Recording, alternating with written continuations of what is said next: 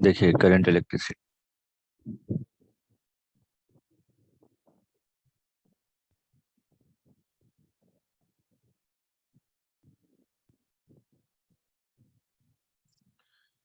Simple अगर हम लोग करंट के बारे में बात करें तो करंट इज इक्वल टू क्या होता है, rate of flow of charge. ठीक, तो rate of flow of charge that means D Q upon D T.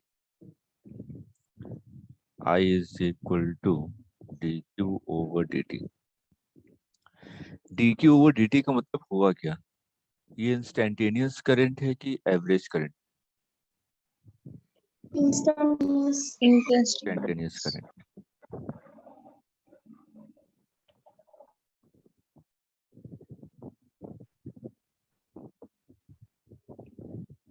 अगर मेरे को एवरेज करंट निकालना है तो मैं किसी पर्टिकुलर टाइम इंटरवल के लिए निकालूँ। ठीक, तो अगर मैं आई एवरेज लिखूं तो I average is equal to delta Q divided by delta T. आपने कहा कि डेल्टा टी टाइम इंटरवल में कितनी करंट फ्लो हुई है, डेल्टा क्यू। यूनिट कूलम पर मीटर, कूलम पर सेकंड या सिंपल एम्पियर।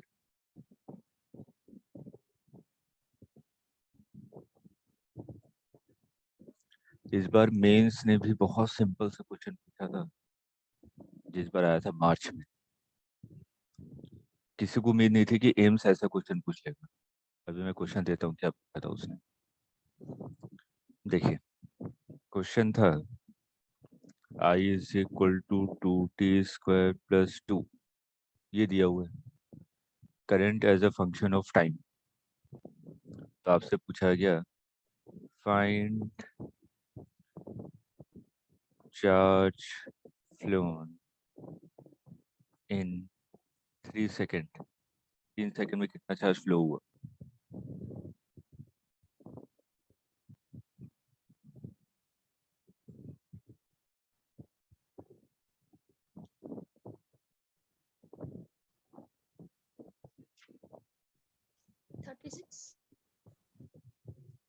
तो 24 कूलम। आंसर मेरे को नहीं पता, मैंने तो ऐसे ही दे दिया रैंडमली। देखिए देखिए सभी लोगों का क्या आ रहा है, 24 और 36 दो ऑप्शन आ गए। 24 आंसर। 24। इसके अलावा और किसी का कुछ?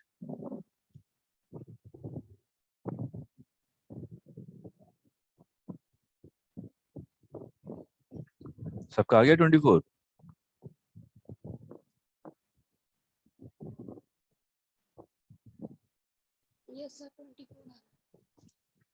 सिंपल सा है, I is equal to D Q over D T. I निकाल लीजिए, इसको डिफ्रेंशिएट कीजिए, डिफ्रेंशिएट करेंगे तो क्या आ जाएगा, 40। तो आई की वैल्यू क्या होती है, D Q over D T is equal to 40। तो यहाँ से देखिए D Q is equal to 40 D T. Time interval क्या दिया, 0 से 3। मान लिया 0 से क्यू चार्ज तक पहुंचा, तो capital Q is equal to t² divided by 2, मतलब कि 2। हाँ तो ये आ जाएगा आपका 24 कूलम, क्यू की वैल्यू। ये मेन सा क्वेश्चन था, तो ऐसा नीट में भी आ सकता है, कोई बड़ी बात नहीं है।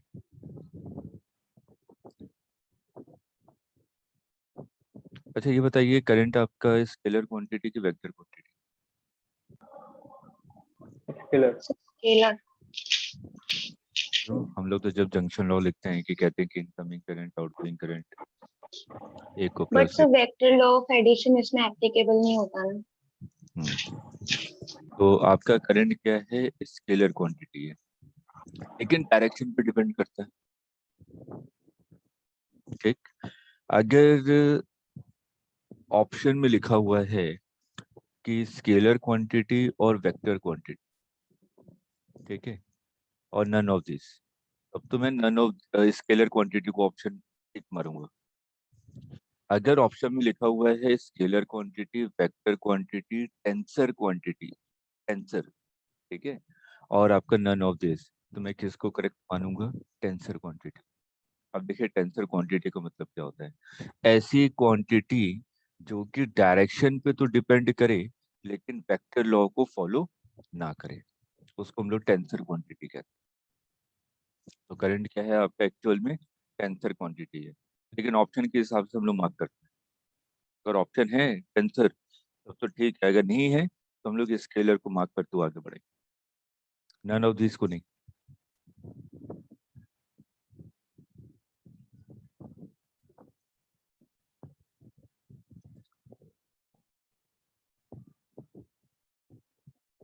लिख लिया। अब देखिए यहाँ पे आपको ये पता है कि करंट क्या है आपका स्केलर क्वांटिटी है, लेकिन मेरे को सिर्फ चीजों को समझने के लिए मैंने एक नया टर्म इंट्रोड्यूस किया जिसको कहा करंट डेंसिटी। समझने के लिए क्या, ऐसी नाम की कोई चीज होती नहीं है, ठीक है। करंट डेंसिटी स्केलर क्वांटिटी की वेक्टर क्वांटिटी वेक्टर। वेक्टर, क्योंकि मेरे को पता था कि करंट आपका स्केलर क्वांटिटी है, लेकिन मुझे एक वेक्टर को डिफाइन करना था करंट इलेक्ट्रिसिटी में। तो मैंने एक नया टर्म इंट्रोड्यूस किया और जिसको कहा करंट डेंसिटी। ठीक, अब देखिए करंट डेंसिटी होता क्या है।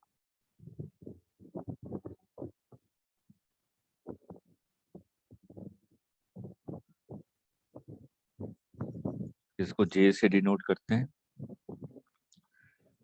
तो करंट डेंसिटी क्या है, करंट पर यूनिट एरिया, ठीक, लेकिन एरिया कौन सा, जो कि परपेंडिकुलर डायरेक्शन, ठीक है। एरिया वेक्टर है यहाँ।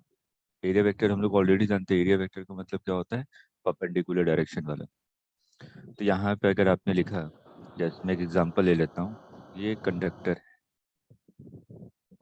ये कंडक्टर है आपका, इस डायरेक्शन में करंट फ्लो हो रहा है, राइट डायरेक्शन।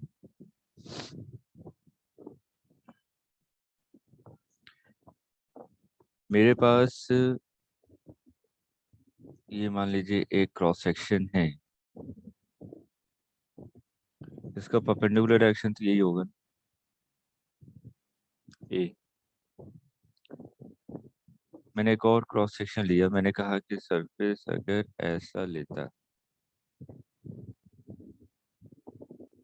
मैं ऐसे भी तो कट कर सकता था, एक नाइफ लीजिए, ठीक है, मान लीजिए कंडक्टर है, सॉलिड कंडक्टर है, आपने बीच में से कट कर दिया, तो व्हाइट वाला मेरे को नजर आएगा, ये आएगा नजर एरिया।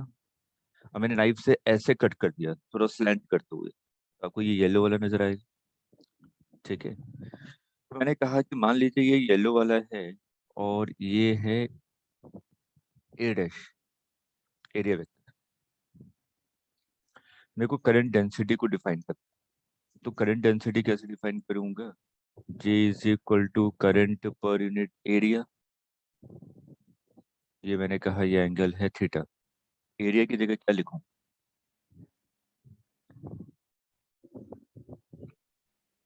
ए डैश cos थीटा।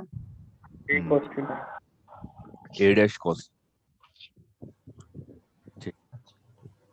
जिस डायरेक्शन में आपका करंट है उसके अलोंग एरिया वेक्टर लेते हैं आप, ठीक।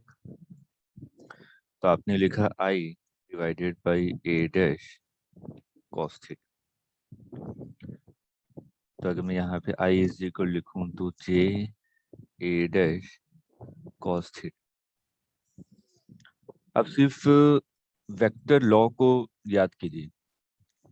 मैंने क्या कहा कि करंट डेंसिटी क्या है आपका वेक्टर क्वांटिटी है, तो एरिया है वो भी वेक्टर क्वांटिटी, एरिया वेक्टर है, सरफेस का हमेशा परपेंडिकुलर डायरेक्शन में। तो जे भी एरिया वेक्टर है और ए भी एरिया वेक्टर, लेकिन करंट क्या है, स्केलर, स्केलर। ठीक। डॉट तो प्रोडक्ट होगा। डॉट प्रोडक्ट लेना पड़ेगा, तो हमें I is equal to J dot A. इसमें भी क्वेश्चन दो चार बार नीट ने पूछे डायरेक्ट, करंट डेंसिटी दे दी, एरिया वेक्टर दे दिया, डॉट प्रोडक्ट से आंसर निकाल दीजिए करंट की वैल्यू।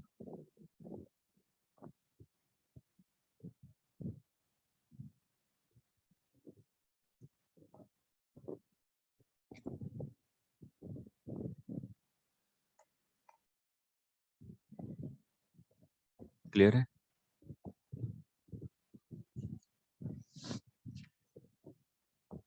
रजिस्टर क्या होता है, वोल्ट मीटर क्या होता है, एमीटर क्या होता है, ये सब चीजें तो पता है ना।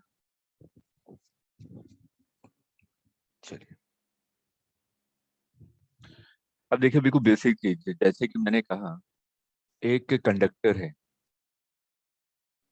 कंडक्टर का मतलब होता है जिसमें आपके infinite number of free electrons, ठीक है, उसी को हम लोग कंडक्टर कहते हैं। कंडक्टर का मतलब जिसमें आपके infinite number of free electrons हो। अब नॉर्मल रूम टेम्परेचर पे रखे हुए हैं। मैंने एक कंडक्टर लिया, कॉपर वायर लिया और उसको मैंने ऐसे टेबल पे रख दिया, बैटरी से नहीं कनेक्ट किया हुआ है, ठीक है। अगर मैंने उसको सिंपल टेबल से रख दिया तो क्या इलेक्ट्रॉन्स मूव करेंगे? यस सर, बट अलग अलग डायरेक्शंस में।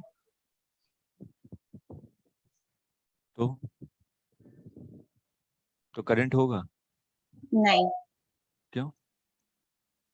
सर, क्योंकि उनका नेट मूवमेंट जीरो होगा। तो वही हम लोग कहते हैं, जैसे कि मैंने कहा कि ये आपका कंडक्टर है, नॉर्मल रूम टेम्परेचर पे रखा हुआ है आपने। इलेक्ट्रॉन मूव तो कर रहा है जिगजैग पाथ में, ऐसे मूव किया, ऐसे मूव किया, ऐसे मूव किया, ऐसे मूव किया, ऐसे मूव किया, ऐसे मूव किया, ऐसे मूव किया, लेकिन फाइनली वो उसी पोजीशन पे आ जाता है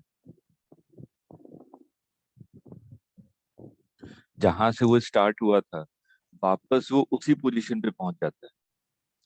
तो average velocity of electron is zero. क्यों? क्योंकि नेट डिस्प्लेसमेंट जीरो है आपका। एवरेज वेलोसिटी ऐसे डिफाइन करते हैं ना, net displacement divided by time take. तो नॉर्मल रूम टेम्परेचर पर अगर कोई भी कंडक्टर रखा हुआ है तो हम लोग क्या कहते हैं कि नेट डिस्प्लेसमेंट जीरो है, इसलिए एवरेज वेलोसिटी चार्ज पार्टिकल का कितना होगा? जीरो होगा। एवरेज वेलोसिटी जीरो है तो इसका मतलब पार्टिकल तो उसी पोजीशन पे है ना। लॉजिकली सोचिए, उसकी पोजीशन तो चेंज ही नहीं हुई। डिस्प्लेसमेंट जीरो है ना, तो मतलब कि उसी पोजीशन पे ही है, फाइनली वहीं पर आ गया जहाँ पे था वो, क्योंकि डिस्प्लेसमेंट जीरो है। तो मैंने कहा कि अगर नॉर्मल रूम टेम्परेचर पे अगर कोई भी कंडक्टर रखा हुआ है और आपसे पूछा जाए कि यहाँ पे इलेक्ट्रॉन्स मूव कर रहे हैं, आप कहेंगे हाँ। आपसे पूछा जाए कि एवरेज वेलोसिटी कितनी है, आप कहेंगे जीरो। अगर मैंने कहा कि एवरेज स्पीड जीरो है कि non zero? Non zero. Non zero, क्योंकि स्पीड तो आपका क्या होता है? डिस्टेंस डिवाइडेड बाई टाइम, ठीक है।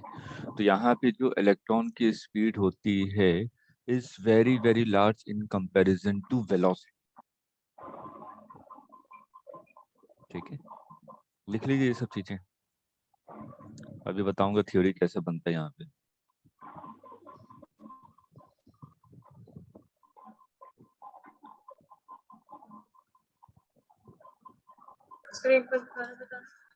मैंने सिंपल ये कहा कि अगर नॉर्मल रूम टेम्परेचर पे अगर आपने कंडक्टर को रखा हुआ है तो आपके इलेक्ट्रॉन्स क्या करेंगे? जिगजैग पाथ में मूव करेंगे, लेकिन इनिशियल पोजीशन दोनों की सेम रहेगी। तो इसलिए यहाँ पे आपने कहा कि नेट डिस्प्लेसमेंट जीरो है तो average velocity of electron is zero. तो मैं यहाँ पे एवरेज स्पीड के बारे में बात करूँ तो एवरेज स्पीड क्या होता है? Total distance divided by total time taken. तो यहाँ पे तो टोटल डिस्टेंस तो कवर कर ही रहा है ना, तो जो स्पीड होता है उसका magnitude is very very large in comparison to velocity.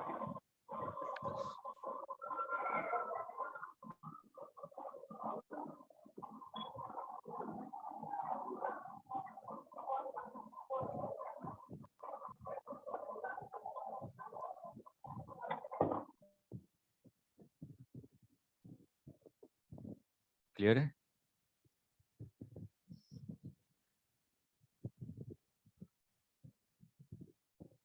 अगर यहाँ पे अब मैं क्या करूँ, वोल्टेज पोटेंशियल डिफरेंस दे दूं, ठीक है। अब मैंने कंडक्टर के क्रॉस क्या दिया?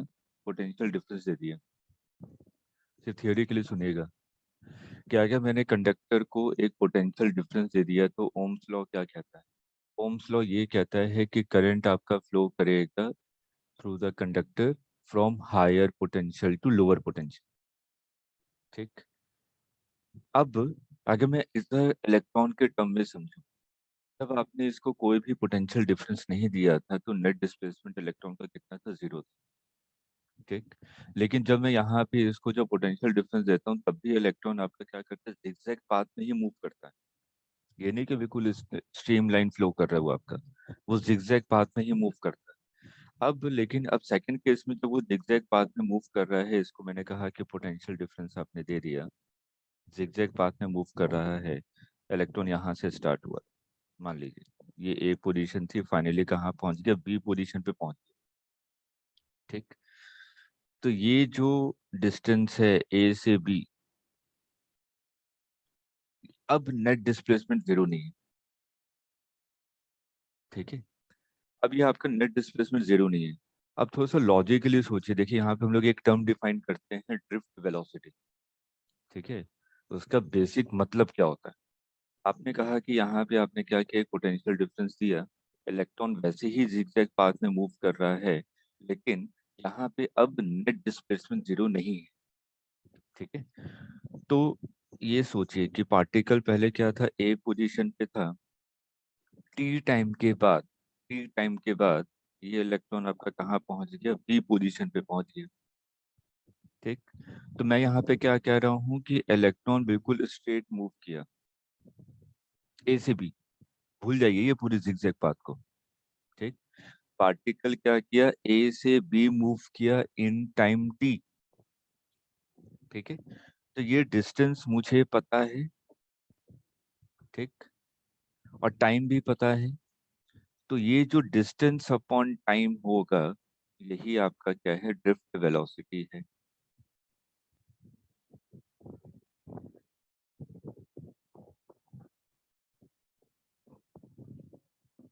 आ रहा है समझे? इसको लिखिए।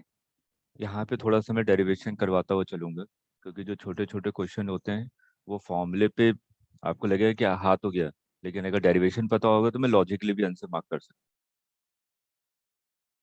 5-10 मिनट लगेगा, इससे ज़्यादा नहीं लगेगा, डेरिवेशन बहुत सिंपल सा है।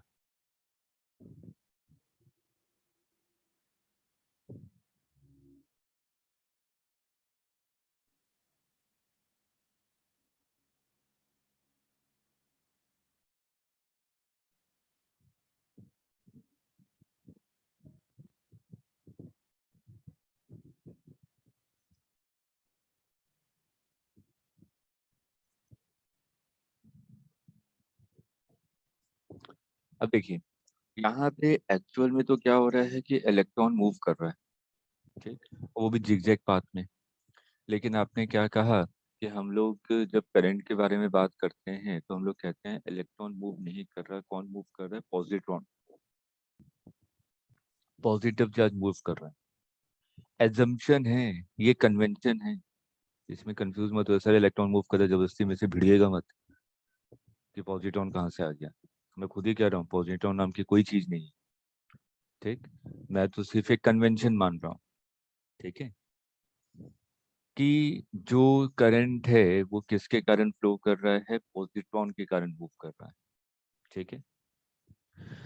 एक्चुअल में तो सब एक दूसरे से टकराते हुए आगे बढ़ रहे हैं। अगर मैं एक पोटेंशियल डिफरेंस दे दूं तो इलेक्ट्रॉन आपस में खूब टकराएंगे, जिगजैग पाथ मूव करेंगे, तब जाके धीरे धीरे आगे बढ़ते हैं वो लोग। ठीक। लेकिन मैंने क्या कहा कि पॉजिट्रॉन मूव कर रहे हैं और वो सब क्या कर रहे हैं, स्ट्रीम लाइन फ्लो कर रहे हैं, एक के पीछे एक चल रहे हैं, आपस में कोई कोलिजन नहीं। ठीक। तो पॉजिट्रॉन है जो कि एक के पीछे एक चल रहा है, और कितनी स्पीड से चल रहा है, वीडी, जिसको मैंने नाम दिया ड्रिफ्ट वेलोसिटी। ठीक है। क्योंकि मेरे को डेरिवेशन करना था, मेरे को मैथमेटिकली कुछ ना कुछ रिलेशन निकालना था ना। तो याद कीजिए, फिजिकल वर्ल्ड में स्टार्टिंग ही पॉइंट यही होता है कि हम लोग जितने भी डेरिवेशन करेंगे कुछ पैरामीटर्स को नेग्लेक्ट करते हुए चलेंगे, और उसमें आखिरी में सभी चीजों को ऐड कर देंगे। एग्जाम्पल, जैसे हम लोगों ने पूरा मोशन या ग्रेविटी पढ़ लिया, लेकिन कहीं पे भी एयर रेजिस्टिव फोर्स का इंक्लूड नहीं करते क्वेश्चन सॉल्व करते समय। लेकिन एक्चुअल में तो एयर रेजिस्टिव फोर्स होता है ना, पार्टिकल ऊपर जाए या नीचे जाए, एयर तो फोर्स लगाएगा लगाएगा। उसको हमने एक आखिरी में बस इंक्लूड कर दिया था कि अगर एयर रेजिस्टिव फोर्स होता तो क्या होता। ठीक।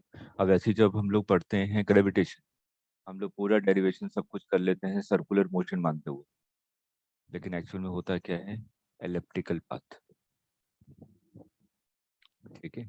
तो फिजिक्स में या किसी भी चीज में हम लोग क्या करते हैं, बिल्कुल सिंपल वे में डेरिवेशन करते हैं और जो भी कुछ चीज़ों को नेग्लेक्ट करते हुए और उसके बाद आखिरी में उन सब चीज़ों को इंक्लूड करते हुए थ्योरी या कंक्लूजन पार्ट बनाते हैं।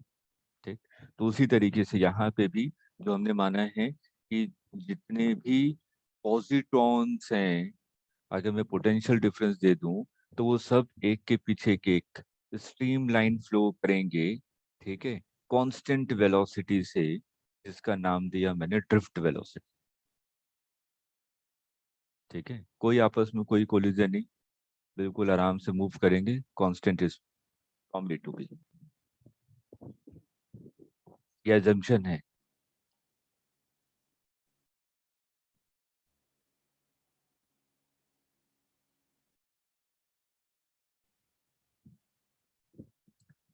ये आपका कंडक्टर है, इसको पोटेंशियल डिफरेंस दे दिया मैंने, पॉजिट्रॉन्स हैं और एक इलेक्ट्रॉन जिस पे पॉजिटिव चार्ज।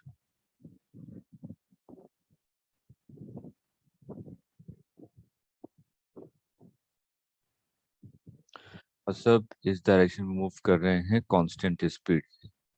वो कांस्टेंट स्पीड क्या है आपकी, वीडी। इनिशियल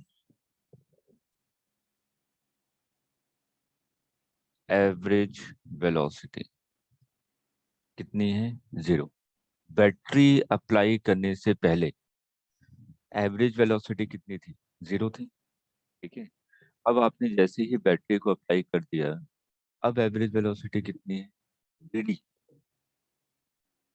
ठीक है, वीडी ड्रिफ्ट वेलोसिटी के इक्वल, जो कि कांस्टेंट है। जितने भी पॉजिट्रॉन हैं वो आपके कांस्टेंट वेलोसिटी से वीडी से मूव कर रहे हैं इन द राइट डायरेक्शन। ठीक, अब यहाँ पे हम लोग क्या डिफाइन करते हैं, स्मॉल एन। स्मॉल एन का मतलब क्या हुआ, charge carrier per unit volume.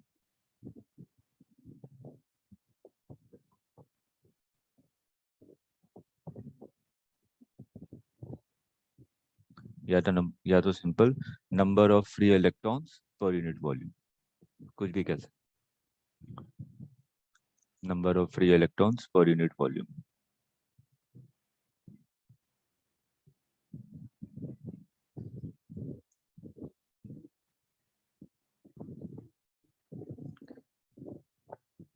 अब देखिए, अब मैं यहाँ पे अगर मैं पोटेंशियल डिफरेंस दे रहा हूँ कंडक्टर के क्रॉस, तो ये सोचिए कि आपने ये पोटेंशियल डिफरेंस इसको पॉजिटिव टर्मिनल ऐसे करके जोड़ दिया, तो जो एक्सटर्नल फील्ड होगी इलेक्ट्रिक फील्ड का डायरेक्शन क्या होता है, from higher potential to lower potential. तो ये तो हायर पोटेंशियल पे है ना, कंडक्टर के ये वाला पार्ट, और ये क्या है, लोअर पोटेंशियल पे है। तो आपकी इलेक्ट्रिक फील्ड किस डायरेक्शन में होगी, इस डायरेक्शन में। ये इलेक्ट्रिक फील्ड है, मान लिया ई। तो सिंपल लॉजिकली सोचिए, अगर किसी भी यूनिफॉर्म इलेक्ट्रिक फील्ड में अगर मैं क्यू चार्ज को रखता हूँ तो उस पर फोर्स कितना लगता है, क्यू ई। तो एक्सेलरेशन कितना होगा, क्यू ई डिवाइडेड बाई मास। तो आपने कहा कि यहाँ पे जो एक्सेलरेशन है इसका A is equal to Q E, small E capital E divided by mass. इतना एक्सेलरेशन है, फोर्स पर यूनिट मास, ये तो एक्सेलरेशन होता है। और फोर्स कितना है, क्यू ई, और क्यू की जगह क्या है, ई, पॉजिट्रॉन। ठीक, अब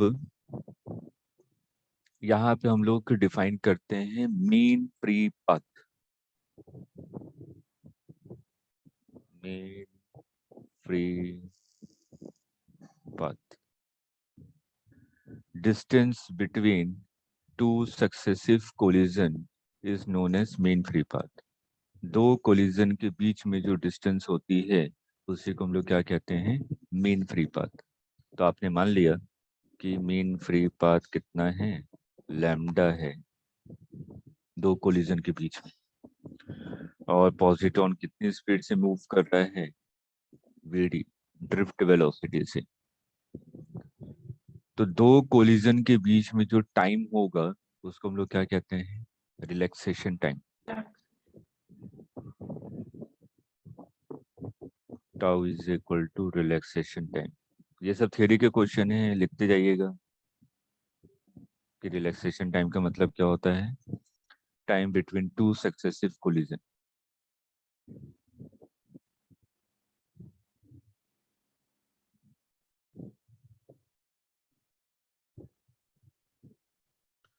अब देखिए, एक्सेलरेशन कांस्टेंट आ गया, वेलोसिटी है ही आपके पास, इनिशियल वेलोसिटी 0 है, तो क्या इक्वेशन ऑफ मोशन वैलिड है? एक्सेलरेशन कांस्टेंट है तो इक्वेशन ऑफ मोशन वैलिड है। तो आपने क्या किया, s is equal to U T plus half A T square. s कितना है, lambda, initial velocity 0, half A की वैल्यू कितनी है, e capital E divided by m, और t की जगह क्या है, टाउ।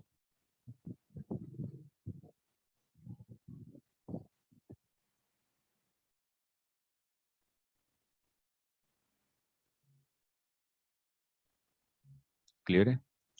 सर अगर एक बार इसकी एवरेज वेलोसिटी वीडी के इक्वल हो गई तो फिर एक्सेलरेशन 0 हो जाएगा। शुरुआत में तो 0 थी ना, हाँ। उसके बाद तो एक्सेलरेशन आएगा ही आएगा ना, नहीं तो फिर बढ़ेगा कैसे, आगे तक जाएगा कैसे एक पॉइंट से दूसरे पॉइंट। नहीं, शुरुआत में 0 थी, एक्सेलरेशन आया, उसके बाद वीडी हो गई, और वीडी होने के बाद फिर एक्सेलरेशन हुआ। वो तो हम लोग कह रहे हैं कि फाइनल एवरेज वेलोसिटी जो कांस्टेंट हो गया वो वीडी है। भूल जाइए, जैसे कि मैंने कहा कि मैं आगरा से दिल्ली जा रहा हूँ, ठीक है, आधे घंटे रुका, फिर 20 किलोमीटर प्रति घंटे की रफ्तार से चला, फिर आधे घंटे का ब्रेक लिया, फिर 1 घंटे में 110 किलोमीटर प्रति घंटे की रफ्तार से चला। ऐसे करते करते मैं आगरा पहुंचा, मतलब कि आगरा से दिल्ली पहुंचा, ठीक।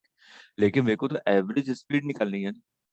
हम्म। तो एवरेज स्पीड मैंने टोटल डिस्टेंस देखा 200 किलोमीटर और टोटल टाइम देखा 6 घंटे। तो 200 डिवाइडेड बाई 6 घंटे, मैंने कहा ये है एवरेज स्पीड। लेकिन एक्चुअल में तो रुक रहा था, डी एक्सीलरेट हो रहा था, एक्सीलरेट हो रहा था, सब कुछ करते हुए जा रहा था। तो ये मैंने कहा कि एक्चुअल में तो यही हो रहा है कि इनिशियल वेलोसिटी तो 0 है, ठीक है। तो एक एजम्पशन आपने मान लिया कि इनिशियल वेलोसिटी 0 है, अगर मैं यूनिफॉर्म इलेक्ट्रिक फील्ड दूं तो ये सभी एक लाइन में मूव कर रहे हैं, ठीक है। एक लाइन में मूव करें, एक्सीलरेशन है ही आपके पास, तो आपने simple speed is equal to मतलब कि U T plus half T square, ये तरीका लगा दिया, ठीक। आपने कहा एक्चुअल में तो ये हो रहा है, एक्चुअल में तो मैं आगरा से जब दिल्ली जा रहा था, रुक रहा था, ये कर रहा था, सब कुछ करते हुए जा रहा था, एक्सीलरेट होते जा रहा था। लेकिन मेरे से पूछा, एवरेज स्पीड पूछ लिया एक बंदे ने, तो मैंने मैथ से कैलकुलेट किया कि अगर मैं इतनी कांस्टेंट स्पीड से मूव करता तो उतनी ही देर में मैं आगरा से दिल्ली पहुंचता, 4 घंटे में, जितना देर मैं रुक के और ये सब करते हुए जा रहा था, ठीक। तो यहाँ पे आपसे पूछा गया कि एवरेज स्पीड है क्या, तो आपने कहा एवरेज स्पीड तो ड्रिफ्ट वेलोसिटी है। मैं ये सब काम ना करता, तो अगर मैं कांस्टेंट स्पीड से मूव करता तो उसको मैं ड्रिफ्ट वेलोसिटी कहता। अब ड्रिफ्ट वेलोसिटी में डिफाइन करूंगा, drift velocity V D is equal to distance upon time, क्योंकि ड्रिफ्ट वेलोसिटी तो कांस्टेंट है, ठीक है, कांस्टेंट है तो कोई एक्सेलरेशन आएगा ही नहीं। तो आपने यहाँ पे क्या किया, डिस्टेंस, डिस्टेंस क्या है, लैम्डा, और डिवाइड बाय टाइम, टाइम मतलब रिलैक्सेशन टाइम। अब यहाँ पे आपने क्या किया, लैम्डा की वैल्यू पुट कर दी। लैम्डा है तो यही ना जो आपने निकाला है अभी, तो ये लैम्डा की वैल्यू आपने पुट कर दी, half E divided by M into tau square divided by tau.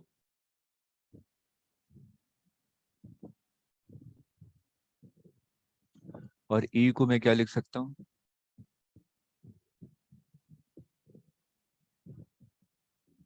Potential difference per unit length.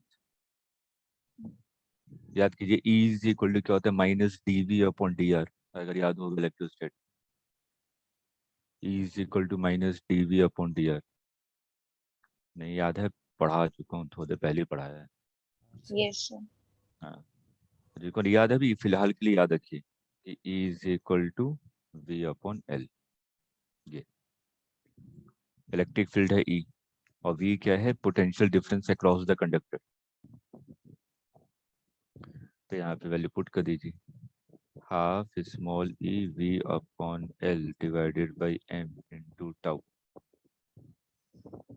तो देखिए VD क्या आ गया, VD is equal to E potential difference tau divided by 2ml।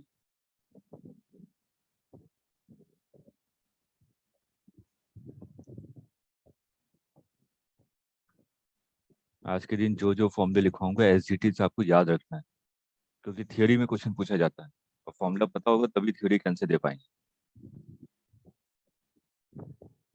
यहाँ से न्यूमेरिकल नहीं पूछा जाता, न्यूमेरिकल बताऊंगा किस टाइप के पूछे जाते हैं।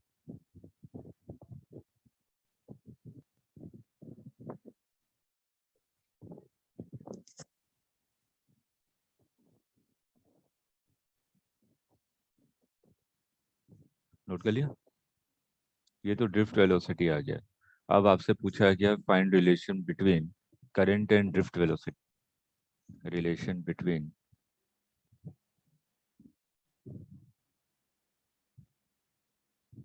Current and drift.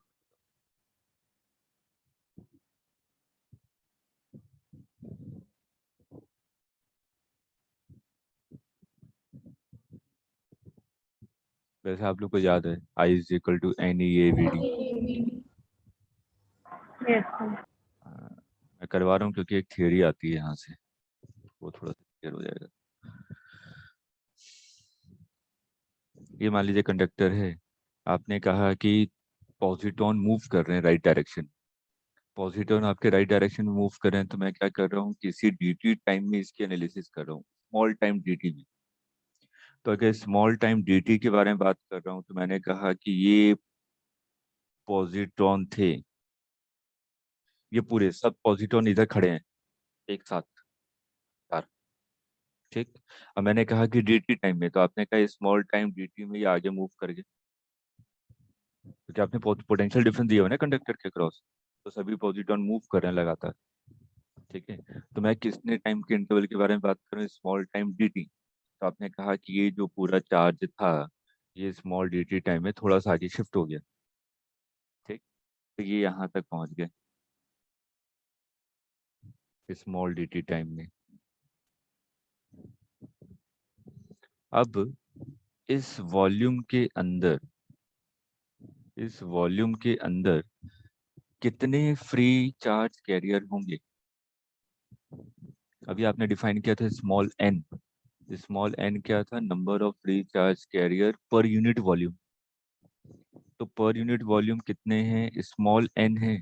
अगर मैं इसको इस वॉल्यूम से मल्टीप्लाई कर दूं, तो इसके अंदर कितने चार्ज कैरियर होंगे निकल जाएगा ना, इस शेडेड रीजन के अंदर। तो इस शेडेड रीजन के अंदर कितने होंगे? n into cross section area into length. Length कितनी है? Speed into time. नहीं आया sir ji? Cross section area into length, यही तो होता है volume of the cylinder.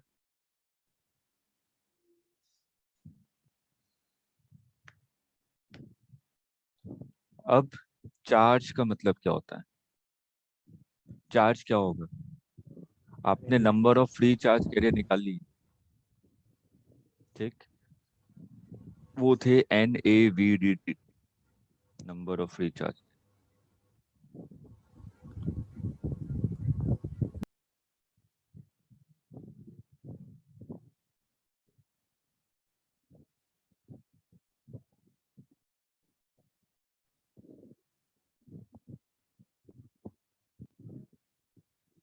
dt time में इतने ही चार्ज तो मूव किए होंगे ना। ठीक।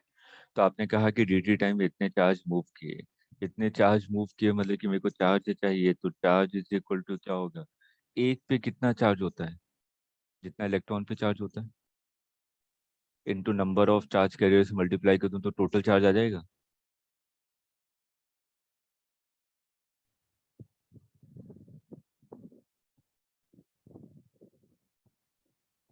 नहीं आया समझ में?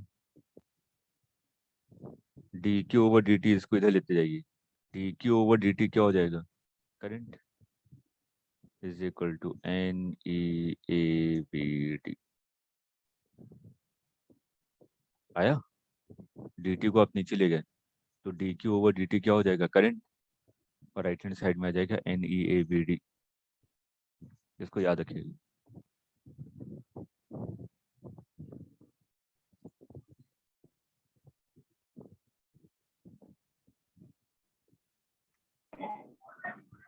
सर एक बार ये बता दीजिए, ये NaVdDt कैसे हुआ है? NaVdDt कैसे हुआ एन है? क्या है? Number of charge carrier per unit volume. एक टॉफी 2 रुपए की, तो 10 टॉफियां मल्टीप्लाई करेंगे ना।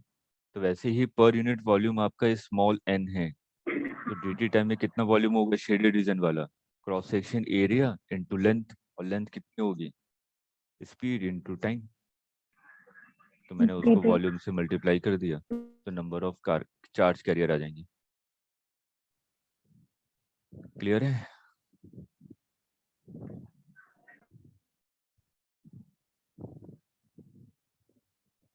हो गया? चलिए। इसमें थ्योरी वाला पॉइंट क्या था सर? थ्योरी वाला पूरा पॉइंट वही है। अभी मैं सभी फॉर्मूले लिखवा दूं ना, फॉर्मूले के बाद ही थ्योरी पूछा जाता है। ठीक, क्योंकि एनसीईआरटी में कुछ थोड़ा सा फॉर्मूला अलग है। ठीक है, तो उसमें कंफ्यूज नहीं होना। यहाँ पे आपका टू फॉर्मूला मतलब कि वही सब टर्म्स आएंगे, जो जो वेरिएबल्स हैं वो वही आएंगे, लेकिन वहाँ पे 2 आ रहा है, यहाँ पे 2 नहीं आ रहा। कुछ ऐसे जो कांस्टेंट टर्म है ना 2 3, वो एनसीईआरटी में यहाँ पे नहीं है। तो उसके लिए कंफ्यूज मत होइएगा, दोनों फॉर्मूले करेक्ट है जो मैं अभी आप लोगों को करवा रहा हूँ ऐसे वर्मा में, क्योंकि कन्वेंशन है ना। मैंने राइट डायरेक्शन को पॉजिटिव माना है, एनसीईआरटी ने लेफ्ट डायरेक्शन को पॉजिटिव माना है। ठीक है, ये कन्वेंशन है, एजम्पशन है। ठीक, एजम्पशन में पैरामीटर सब वही आएंगे, रिलेशन वही आएगा, लेकिन कांस्टेंट टर्म की वैल्यू चेंज हो जाती है। ठीक है, तो इसलिए एनसीईआरटी के जो फॉर्मूले हैं और जो मैं करवा रहा हूँ दोनों बिल्कुल करेक्ट है, क्योंकि फॉर्मूला आपसे नहीं पूछेगा, वो थ्योरी पूछेगा, और थ्योरी के लिए थोड़ा वेट करना पड़ेगा। मैं करंट इलेक्ट्रिसिटी की आपको असाइनमेंट शीट भेजूंगा, और उसमें बहुत सारे 10-15 क्वेश्चन मिल जाएंगे इसी से रिलेटेड। ठीक है, तो फॉर्मूले से रिलेटेड आप लोग क्वेश्चन की प्रैक्टिस कीजिए, तब अपना दिमाग लगाइए कि आंसर क्या होना चाहिए, क्योंकि वो क्वेश्चन ऐसे पूछता है कि इलेक्ट्रिक फील्ड को बढ़ा दूं तो करंट क्या होगा, लेंथ पे क्या फर्क पड़ेगा, पोटेंशियल पे क्या फर्क पड़ेगा। तो फॉर्मूले को देख के बता सकता हूँ मैं कि क्या रिलेशन है, डायरेक्ट रिलेशन है, 4 टाइम्स हो जाएगा कि हाफ हो जाएगा, 1/4 हो जाएगा, 1/16 हो जाएगा। इस टाइप के क्वेश्चन आपने पढ़े होंगे, तो मेरे को रिलेशन पता होगा तभी तो मैं निकाल पाऊंगा ना कि 1/4 हो रहा है, हाफ हो रहा है कि स्क्वायर हो रहा है।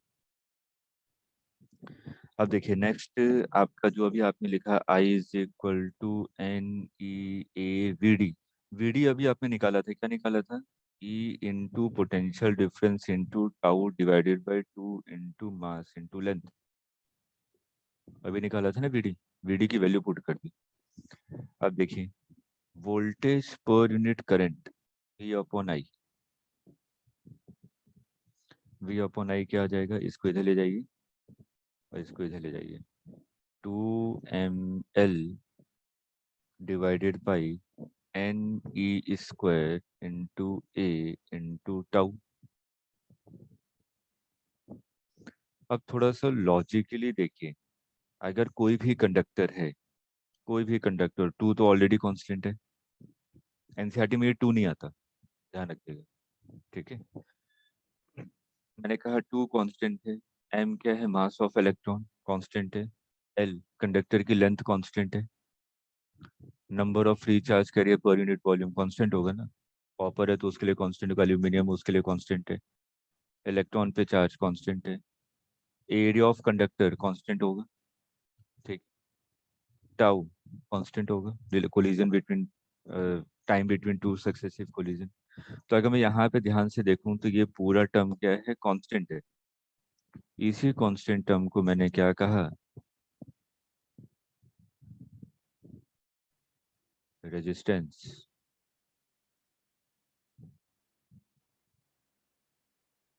ठीक, क्योंकि ये रेजिस्टेंस क्यों कहा? क्योंकि ये कहाँ से आया था?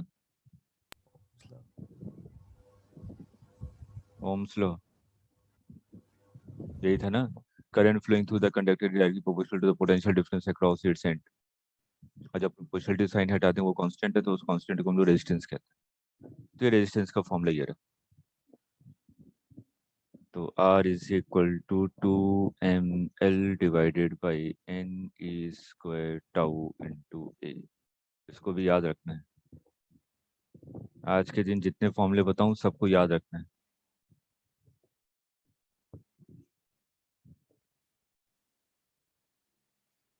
Sir relaxation time potential difference applied पे डिपेंड करेगा क्या?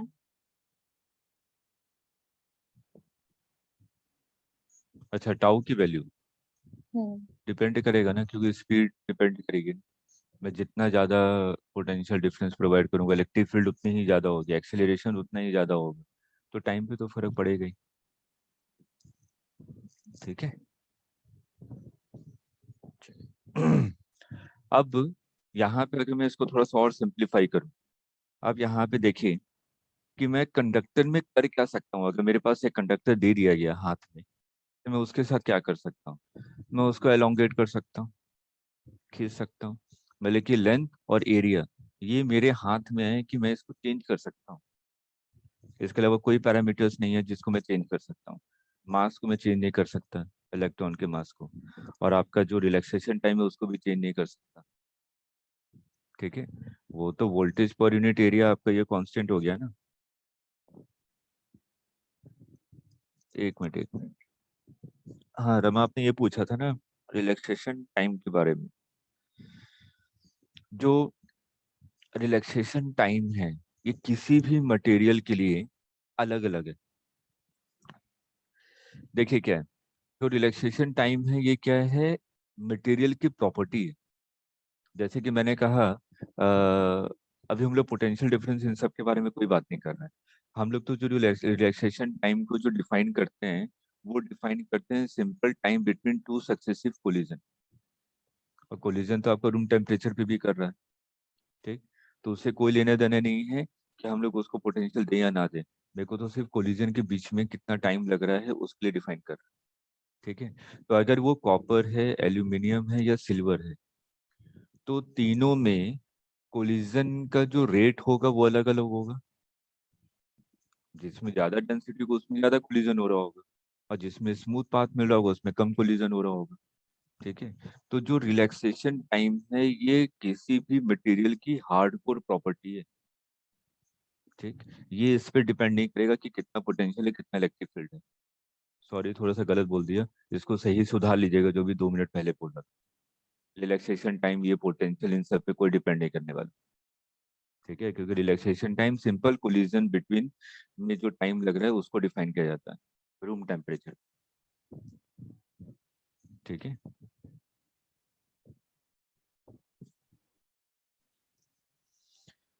अब देखिए यहाँ पे अगर इस टर्म को सर एक देखें। और डाउट है। हाँ हाँ, बोलिए बोलिए। सर कोलिजन रूम टेम्परेचर पे हो और फिर पोटेंशियल डिफरेंस लगाने पे हो तो वो टाइम अलग अलग होगा ना कुछ? एजम्पशन लिया है, ये अच्छा, एज्यूम्ड है। ठीक है ना, कि दोनों पे तो सेम ही होगा। हाँ, उसको हमने टाउ माना हुआ है बस, कोलिजन बिटवीन। एक्चुअल में तो अगर स्ट्रीमलाइन फ्लो कर रहा था तो हमारा तो कोई रिलैक्सेशन टाइम था ही नहीं ना। हमने तो कहा कि सब एक साथ मूव कर रहे हैं, तो कोलिजन कहाँ से होगा? तो टाउ तो वहीं से डिफाइन किया गया ना, पुरानी चीजों से।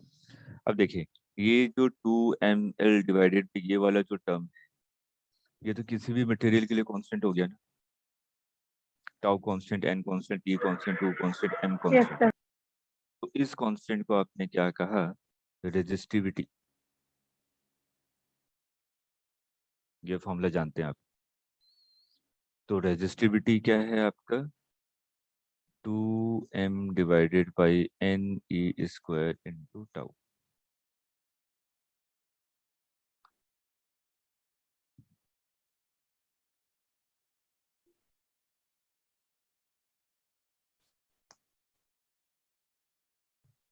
ठीक है, और ये क्या है? It is the hardcore property of the material. ये मटेरियल पे डिपेंड करेगा।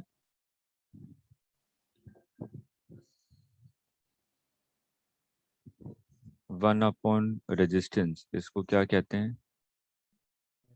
Conductance. Conductance, unit conductor. Mho. ठीक है, ओम का उल्टा।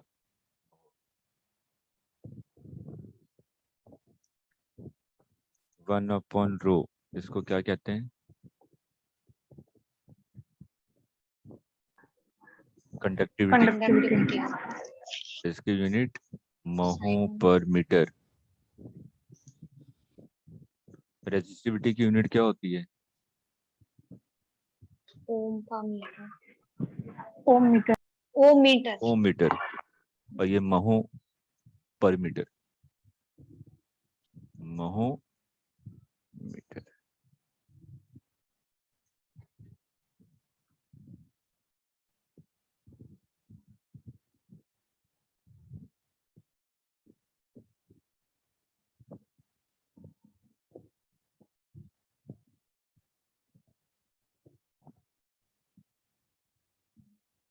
ठीक है, महो पर metre.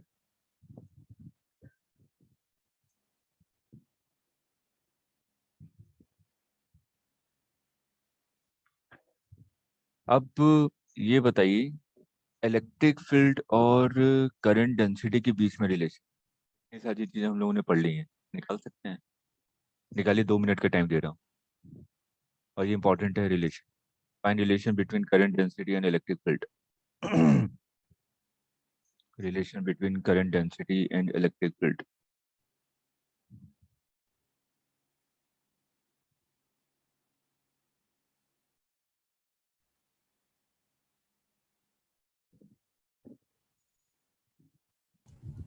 current density and electric field.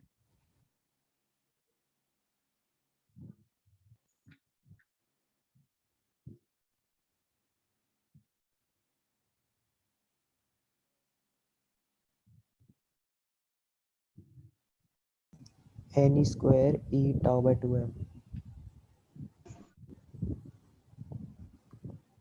N Small e square sir, वो charge square.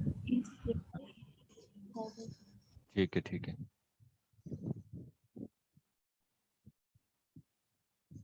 वही जो आपने रिवर्स रिलेशन है वो सब्स्टिट्यूट करना है आपके पास।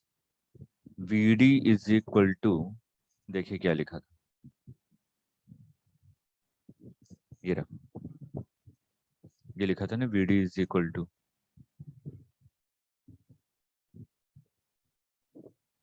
Half E tau divided by M, electric field के फॉर्म में।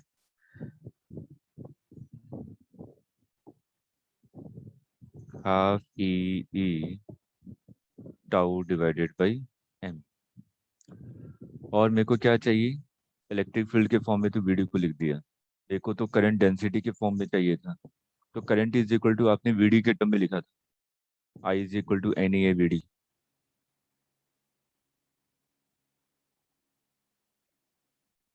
आई is equal to N E A V D.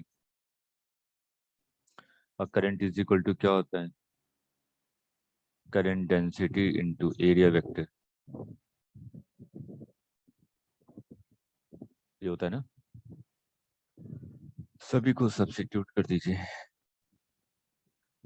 N E A V D की value E tau divided by 2m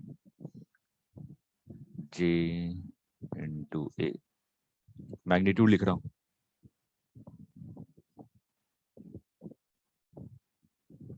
तो ये आ जाएगा जे, ए तो कैंसिल हो गया, is equal to N E square tau divided by 2m into electric field. अब इसको vector form में लिख दिया। जिस डायरेक्शन में इलेक्ट्रिक फील्ड होगी उसी डायरेक्शन में करंट डेंसिटी भी होगी, क्योंकि जिस डायरेक्शन में इलेक्ट्रिक फील्ड होगी उसी डायरेक्शन में करंट फ्लो करेगा ना, और जिस डायरेक्शन में करंट फ्लो करता है उसी डायरेक्शन में हम लोग करंट डेंसिटी को डिफाइन करते हैं, जो कि एरिया के परपेंडिकुलर होता है। क्लियर है? ये आपने वेक्टर फॉर्म में लिखा। अब ये जो है ये वाला term N A square tau divided by 2m, ध्यान से देखिए, 1/2 1/रो, रो। ये देखिए, ये ना N E square tau divided by 2m, ये तो रेजिस्टिविटी का रेसिप्रोकल है, तो इसको हम लोग क्या कहते हैं? कंडक्टिविटी। कंडक्टिविटी को हम लोग सिग्मा से लिखते हैं, तो आपने इसको क्या लिखा? J is equal to sigma into E.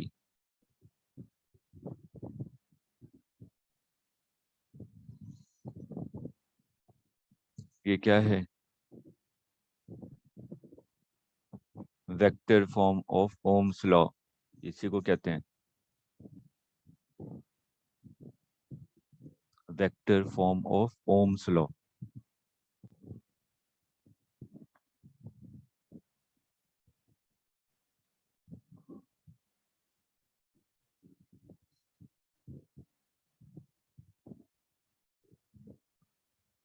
Clear है? Yes sir. हम्म।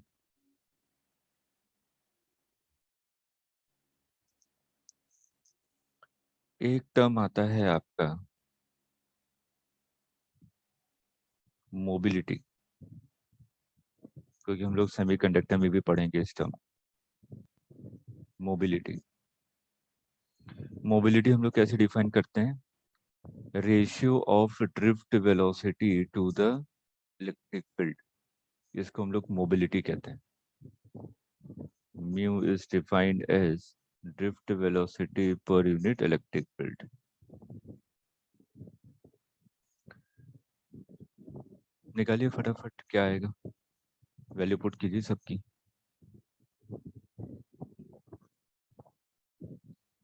आपने इलेक्ट्रिक फील्ड के फॉर्म में लिखा half E tau divided by M, और इलेक्ट्रिक फील्ड ये कैंसिल हो गया, ई टाउ डिवाइडेड बाय 2m, ये मोबिलिटी आई। तो इस पे भी क्वेश्चन डायरेक्ट पूछा गया है कि टेम्परेचर बढ़ाने से मोबिलिटी पे क्या फर्क पड़ता है।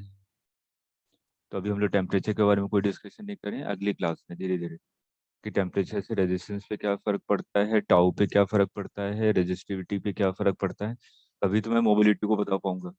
रिलैक्सेशन टाइम पे क्या फर्क पड़ता है। ठीक, तो देखिए यहाँ से हमें ये सभी चीजें याद होनी चाहिए। आज के लेक्चर में बहुत सारी इंपॉर्टेंट चीजें हैं, इसको अलग से नोट कर लीजिएगा फॉर्मूले को, और फॉर्मूले से ही थ्योरी बनती है। जो मैंने बताया है कि अगर टाउ को बढ़ा दिया, टेम्परेचर बढ़ा दिया, तो आपका इस पे क्या फर्क पड़ेगा। मैंने सिंपल बोल दिया वोल्टेज को बढ़ा दिया तो रिलैक्सेशन मोबिलिटी पे क्या फर्क पड़ेगा। तो आप कहेंगे कि वोल्टेज बढ़ा है तो मोबिलिटी तो टाउ पे डिपेंड करता है, और टाउ तो वोल्टेज पे डिपेंड करता नहीं है। तो इसका मतलब अगर टेम्परेचर बढ़ा रहा हूँ, सॉरी अगर वोल्टेज बढ़ा रहा हूँ, तो हमारा क्या होगा, मोबिलिटी पे कोई फर्क नहीं पड़ेगा। थ्योरी को मेरे को फॉर्मूले से कोरिलेट करना पड़ेगा। ठीक है, तो सिंपल डायरेक्ट फॉर्मूला और साथ साथ में थ्योरी, दोनों चीजों को कंबाइन करेंगे तभी हमारा क्वेश्चन बनता है। इसलिए आज के लेक्चर में ये सब डायरेक्ट रिलेशन आपको याद होने चाहिए। इसके लिए कंफ्यूज मत कीजिए, मैं पहले बता रहा हूँ, जो भी आप लोग बुक वगैरह देखेंगे, एनसीईआरटी ज्यादा देखते हैं, उसमें टू नहीं मिलेगा। ठीक है, ये वाला टू टर्म नहीं मिलेगा, और सिर्फ वैसे मिलेंगी, क्योंकि एनसीईआरटी जो डेरिवेशन करता है वो करता है v is equal to U plus A T से। और मैंने कौन सी इक्वेशन यूज की है, s is equal to U T plus half A T square से। ठीक है, तो इसके कारण यहाँ पे टू आ जाता है, यहाँ पे टू नहीं आता। ठीक, तो इसलिए कंफ्यूज मत होइएगा, मेरे को वहां पे टू से कोई लेना देना भी नहीं है, क्योंकि आपसे कोई न्यूमेरिकल नहीं पूछा जा रहा है कि ये वैल्यू पुट करो ये आंसर निकालो, और ना पूछ सकता है कभी भी, क्योंकि कन्वेंशन में अलग अलग वैल्यूज आ जाती हैं। रेसनिंग हॉलीडे है, उसमें भी ये लिखा हुआ है, जो स्टैंडर्ड बुक्स हैं आपकी फिजिक्स की। ठीक है, तो आज का लेक्चर बिल्कुल इजी था, लेकिन फॉर्मूलों को याद करके रखिएगा। कल हम लोग रेजिस्टेंस से रिलेटेड क्वेश्चन स्टार्ट करेंगे। ठीक, और आप लोगों का जो ग्रेविटेशन है, एक वीक के बाद इवनिंग में एक्स्ट्रा क्लास, उसको रेगुलर में नहीं करना है। तब तक हम लोग करंट इलेक्ट्रिसिटी, देखो जून तक खत्म करना है आपका सिलेबस, और मेरे ख्याल से और सभी लोगों का हो चुका है ना सिलेबस।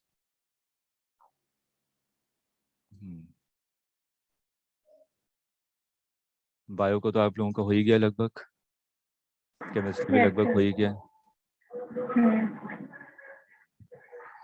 चलिए ठीक है, तो फिजिक्स के लिए थोड़ा सा टाइम मिल जाएगा, लेकिन रिवीजन स्टार्ट कर दीजिएगा, पहले बोल रहा हूँ। और कल आप लोगों का पहला टेस्ट है यूनिट मेजरमेंट। ठीक है, चलिए। सर तो मैंने ठीक, कुछ मैसेज भेजा हाँ है, हाँ, देख लीजिए। हाँ हाँ, तो रमा रुक